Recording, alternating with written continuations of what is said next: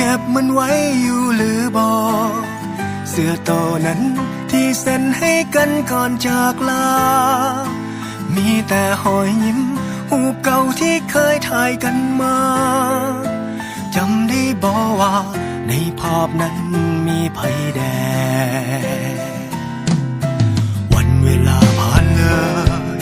แต่ยังบ่เคยจะลืมเลือนเปรียบดังเหมือนทุกอย่างได้เกิดขึ้นในมือวานขอเสียงทุกคนที่คิดฮอดหมอเจ็บฝังใจอยู่ใส่ผู้ใดที่คิดฮอด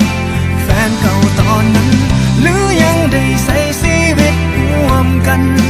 ยินดีนำเด้อคิดฮอดกินซอขาวสาวเปียกผมห้องเฮียนบ่มีพัดลมก็ยังตั้งใจศึกษา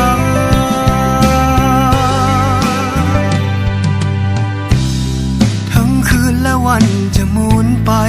5 ปี10 ปีพันคืนหมื่นวันนับจากนี้ภาพเก่าเหล่านั้นมันจำฝังใจบอกเคยลืมติดอยู่ภายในสิ่งดีๆชีวิตมอปลายมิตรภาพเหล่านั้นมันยังจำบ่ลืมเลือนเปรียบดังเหมือนทุกอย่างได้เกิดขึ้นในมือวานขอเสียงทุกคนที่คิดฮอดหมอเจ็บฝังใจอยู่ใส่ผู้ใดที่คิดฮอดแฟนเก่าตอนนั้นหรือยังได้ใส่ชีวิตร่วมกัน